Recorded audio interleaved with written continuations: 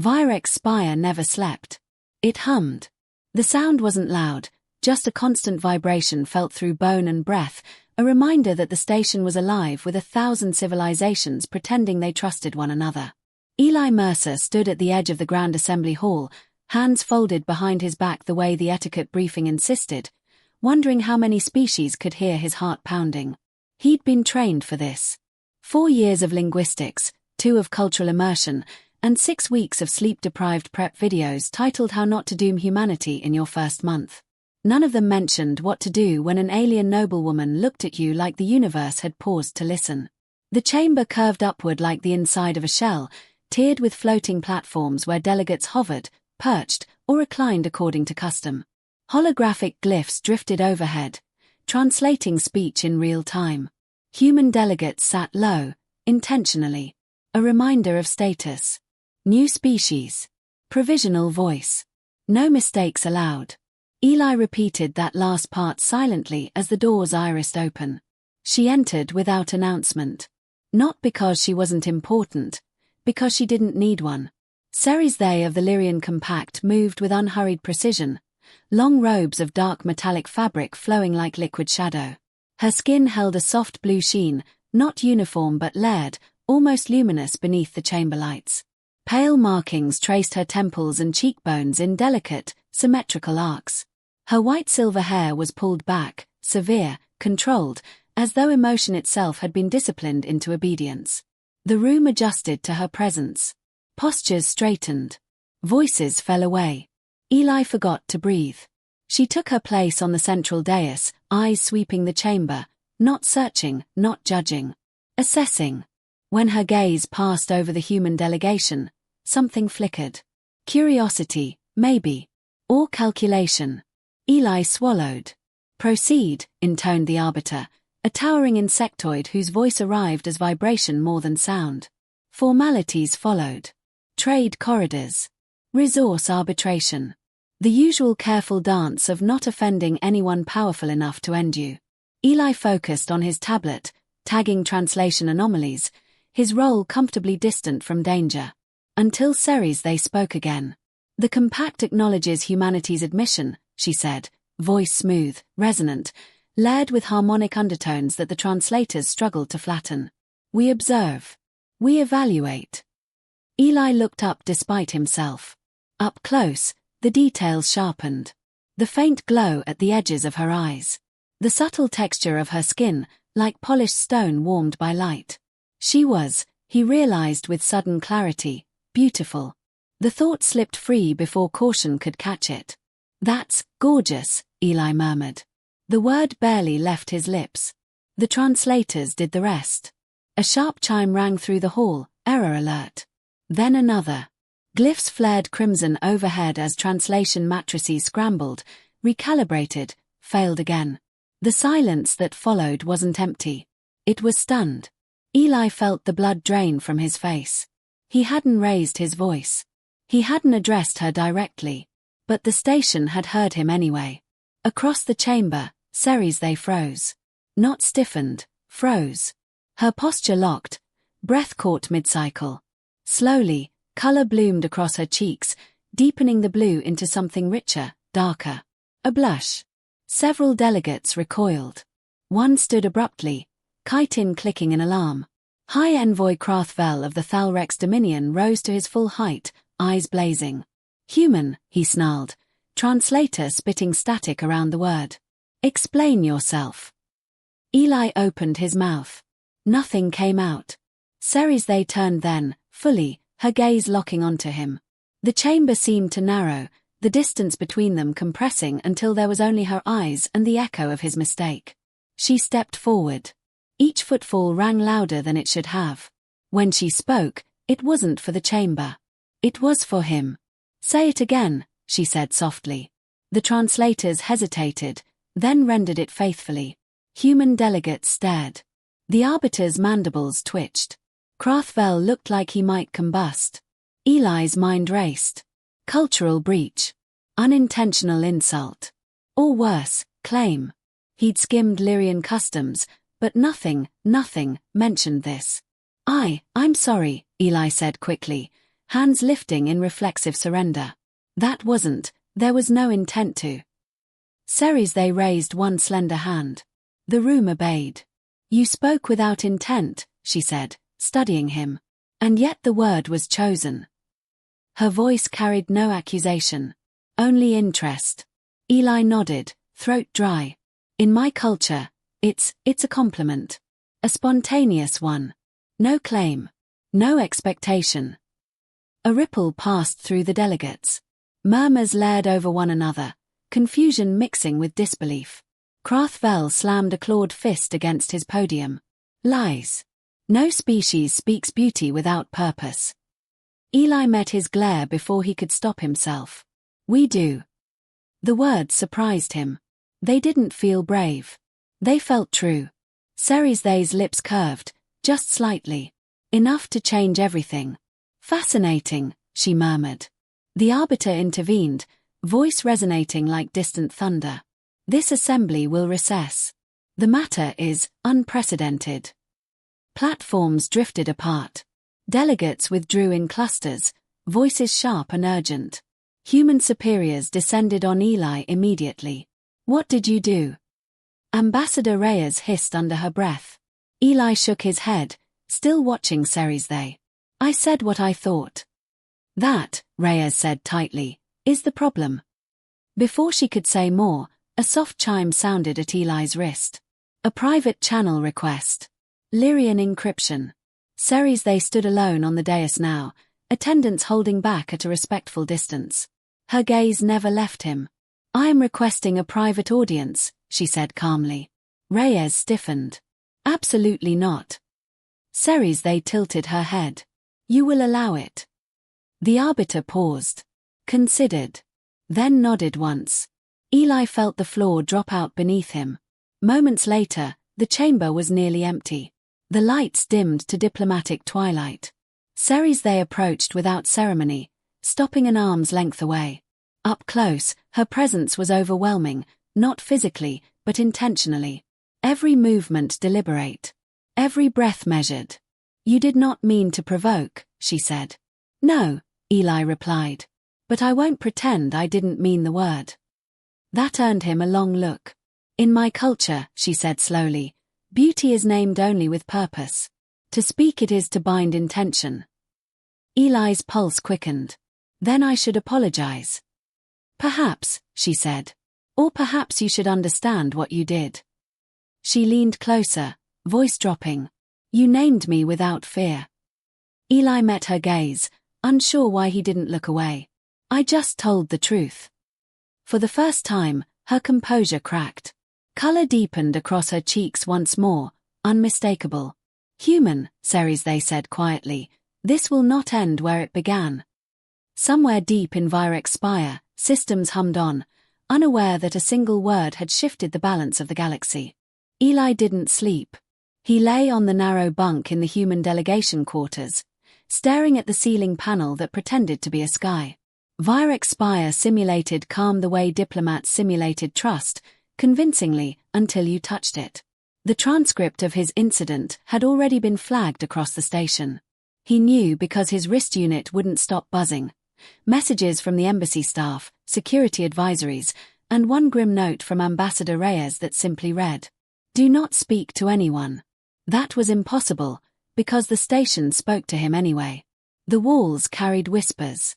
The public feeds looped a muted clip, a human saying a forbidden word, an alien noblewoman blushing like a star caught warming itself. At 4:13 station time, his door chimed. He sat up, hair a mess, shirt wrinkled, looking like the exact stereotype Krathvel wanted. Careless, soft, undisciplined. A security officer stepped in first, scanning.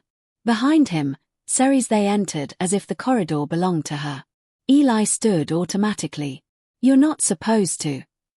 I'm supposed to do what I decide, she said, then nodded at the guards. Leave us. The officer hesitated, eyes flicking toward Eli. He looked at They's face and understood why the man obeyed without another word. The guards withdrew. The door sealed. They glanced around the small room. No ornaments. No attendants. No velvet power. Just utilitarian human furniture and a faint smell of coffee. You live like soldiers, she observed. We live like people who can't afford luxuries, Eli said. Diplomacy is expensive when you're new. She studied him, the way one might inspect a tool and decide whether it could cut glass. You do not understand what you did, she said. Eli exhaled. I've gathered that. Ceres moved toward the single chair and did not sit. She remained standing, posture perfect, hands relaxed at her sides. Even stillness seemed trained into her bones. In the compact, she began, beauty is not a casual observation. It is a legal recognition. Eli's stomach tightened. Legal? Yes. Her eyes held his without flinching. To name another as beautiful is to declare them worthy of attention. To declare attention is to acknowledge potential, influence. That sounds like politics wrapped in poetry, Eli muttered. It is governance wrapped in survival, she corrected. Eli ran a hand over his face. Okay. Then what does it mean that I said it? Ceres' throat moved with a controlled breath. The station recorded your statement. The Concord's translation systems interpreted it as directed, because you were looking at me. The words are registered as a marking. Eli blinked. A marking. A public designation. Spoken before witnesses. He sat slowly, as if the air had thickened. So, people think I claimed you. Her silence answered for her. Eli's pulse hammered. I didn't. I swear.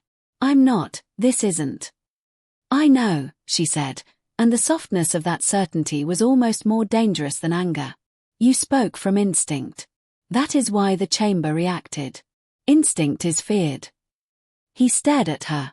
Feared by who? Those who built their worlds on restraint, she replied. Those who believe emotion must be chained before it becomes power. A cold image surfaced, Crathvel rising, claws bared, voice full of contempt. Eli's jaw tightened. So he'll use it. Ceres' gaze sharpened. He already has. She lifted her wrist. A projected feed blossomed in the air between them. Public commentary, official statements, whisper channels disguised as news.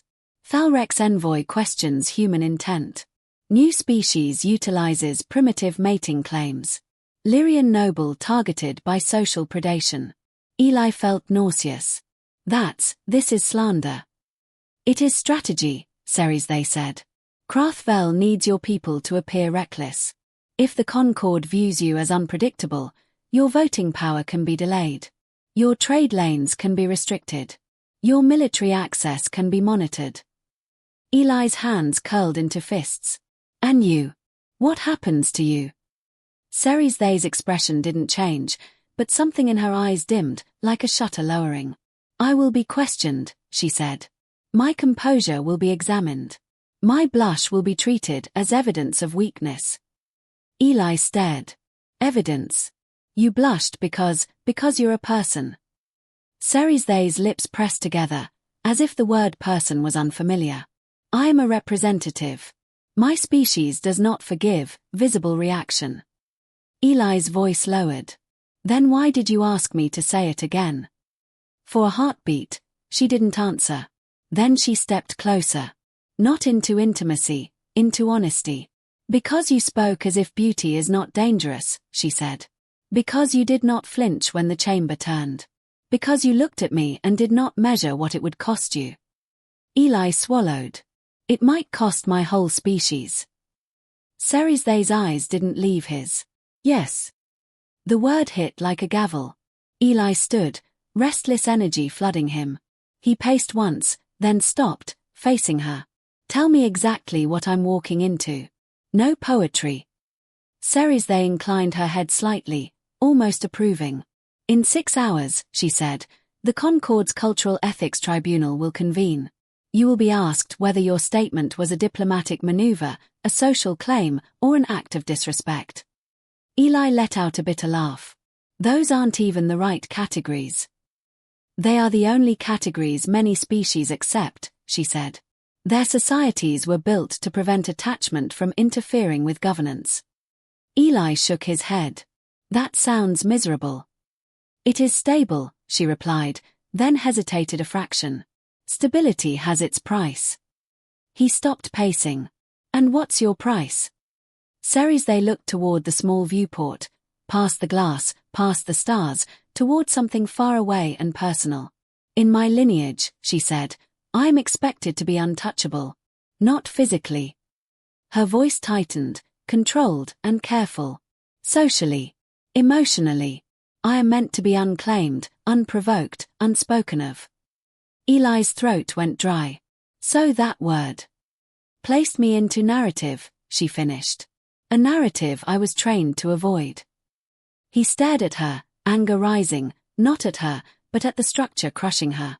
That's insane, he said.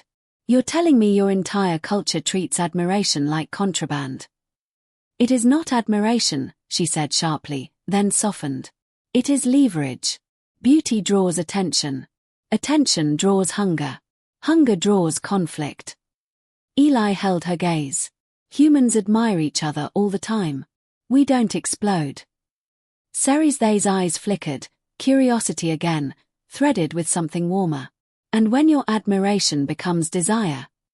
We deal with it, Eli said. Sometimes badly. Sometimes beautifully. But we don't criminalize a compliment. A faint shift passed through They's face, almost like she was fighting a smile and losing. Your species is unarmored, she murmured. We're not, Eli said. We just wear different armor. Before she could respond, Eli's wrist unit buzzed hard, priority channel override. Ambassador Reyes. Eli answered, and Reyes' voice came through clipped and furious. Mercer. Tribunal summons. Now. And if They is with you, tell her to leave before this becomes an incident stacked on an incident. They listened, expression unreadable. When Eli ended the call, she spoke first. Do not let them make you apologize for honesty, she said. Eli snorted. They might make me apologize for breathing. They stepped closer, just enough that Eli could see the fine detail of her markings, the careful artistry meant to signify discipline. Krathvel believes softness equals surrender, she said. Prove him wrong.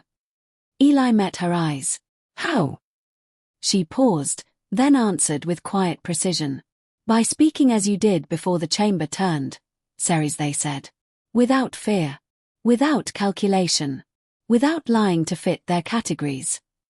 Eli felt the weight of it settle in his chest. Terrifying, simple, impossible to fake. She turned toward the door, then stopped, looking back at him. One more thing, human. Eli's heartbeat stuttered. Yeah. They's cheeks tinted darker, just slightly, like a secret trying to escape. If they force you to repeat the word, she said, voice low, do it carefully. Eli frowned. Because it binds intent. Her gaze held his like gravity. Because this time, she said, you will understand what it costs. Then she left him alone in the humming room, walking toward a tribunal where every species would try to translate humanity into something controllable, and failing that, erase it. The tribunal chamber was smaller than the Grand Assembly, which made it worse. No spectacle. No distance. Just a circular room of cold alloy and hovering glyphs, designed to strip comfort from anyone foolish enough to enter unprepared. Eli stood at the center platform alone, hands visible, spine straight, every instinct screaming that this place existed to turn people into examples. The seats around him filled slowly. 12 arbiters. 7 species. None human. Krathvel arrived last, his armored bulk settling into place with deliberate noise. He didn't look at Eli at first. He waited until the room sealed, until the translators locked, until retreat was impossible. Then he smiled. This tribunal convenes, intoned the Arbiter Prime, its voice a layered resonance that vibrated through the floor. Subject: human cultural misconduct and diplomatic interference. Eli exhaled once. Calm. They's words echoed in his head. Without calculation. Krathvel leaned forward. The human has already demonstrated recklessness. We should not dignify this with prolonged procedure. Procedure exists to prevent dominance masquerading as truth, they replied coolly from her seat. Heads turned. Several mandibles clicked in irritation. Her presence here was already defiance. The Arbiter Prime gestured. The subject will speak. Eli stepped closer to the center node. The glyphs adjusted, tracking heart rate, vocal tension, micro-expressions. He resisted the urge to laugh. Humans had been doing this to themselves for centuries without alien help. "My name is Eli Mercer," he began. "I'm a linguistics officer. My job is to understand what words mean to other people." Krathvel snorted. "And yet you spoke without understanding." "I spoke without fear," Eli replied, meeting his gaze. "There's a difference." A ripple passed through the chamber. Krathvel's eyes narrowed. "Explain." Eli nodded. "I used a word common in my language. One used to express admiration without ownership. It carries no demand. No leverage. No binding intent. You cannot redefine meaning to suit your failure," Krathvel snapped. "I'm not redefining it," Eli said evenly. "I'm explaining it." The Arbiter Prime turned toward Ceres. "They. Lyrian envoy. You reacted visibly to the statement. Why?" Ceres. "They did not hesitate. Because I was unprepared for sincerity." The word landed hard. Krathvel surged to his feet. "This is manipulation. The human exploits emotional display to destabilize." "No," Ceres. "They cut in. He destabilized expectation." She stood, posture flawless, voice steady despite the weight of the room pressing in. "Our cultures have spent millennia teaching ourselves that emotion is a weakness to be contained. Humanity does not share that premise." Eli glanced at her, surprised, and something like pride flickered through him. Krathvel's claws flexed. "And what has that gained them? Chaos. War. Self-destruction." Eli inhaled, then spoke before the Arbiter could intervene. "It gained us survival." Every eye shifted to him. "We fight," Eli said. "We fail. We fall apart. But we don't numb ourselves to stay stable. We adapt. We build bonds fast. We grieve fast. We love faster. That's why we're still here." Krathvel sneered. "You mistake endurance for virtue." Eli shook his head. "No. I recognize it as proof." The Arbiter Prime's voice resonated. "You are accused of making a social claim upon the Lyrian envoy." Eli turned fully toward the panel. "I made no claim." "Your word."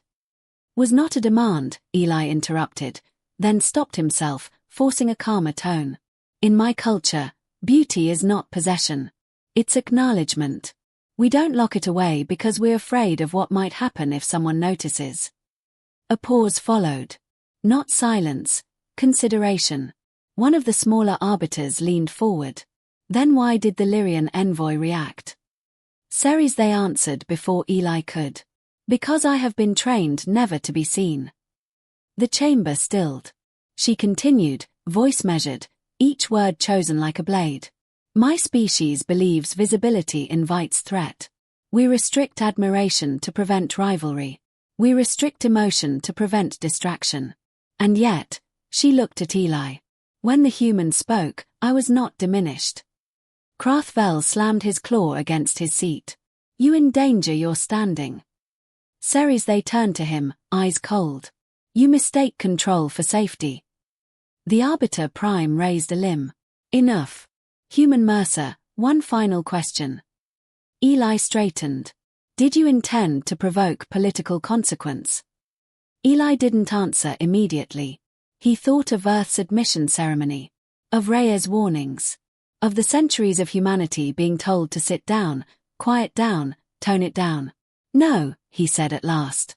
"But I refuse to regret honesty just because others weaponize it." A murmur spread. Unsettled. Curious. The Arbiter Prime conferred silently with the others, glyphs flashing between them. Krathvel watched Eli with open hostility now, his strategy slipping. Ceres. They remained still, but her hands were clenched. At last, the Arbiter Prime spoke. "This tribunal recognizes the cultural discrepancy," it said. "However, discrepancy does not absolve consequence. The question before us is not intent, but impact. Eli felt his chest tighten. A vote will determine whether humanity's diplomatic status remains provisional, the arbiter continued, or is suspended pending re-evaluation. Rhea's warning echoed too late. Crathvel smiled again, sharp, certain. Ceres they closed her eyes for half a breath. The first vote glyph lit red. Then another. Eli stood motionless, heart pounding, as the fate of his species ticked toward judgment, knowing that whatever happened next, humanity would not apologize for being seen. The second vote glyph pulsed red. Eli didn't move. He stood at the center of the tribunal chamber, shoulders squared, jaw tight, breathing measured. Not because he was calm, but because panic wouldn't help anyone now. Around him, the air felt charged, like the moment before a storm breaks. Crathvel's satisfaction was no longer subtle. His claws rested openly on the edge of his seat, confidence radiating from him in waves. The third glyph hesitated. Yellow. Murmurs rippled through the chamber. Uncertainty was poison in a place built on rigid hierarchies. Ceres they opened her eyes. She rose slowly, deliberately, and the chamber adjusted to her movement as if gravity itself respected her will. When she spoke, it wasn't loud. It didn't need to be. Before the final vote is cast, she said, I request permission to address the tribunal as a citizen, not as an envoy. The arbiter prime paused. That alone was telling. State your relevance, it intoned. Ceres they turned, sweeping her gaze across the arbiters, then settled it on Crathvel. This proceeding hinges on my reaction. My presence. My perceived vulnerability. Crathvel snapped, You are undermining the process. I am clarifying it, she replied coolly.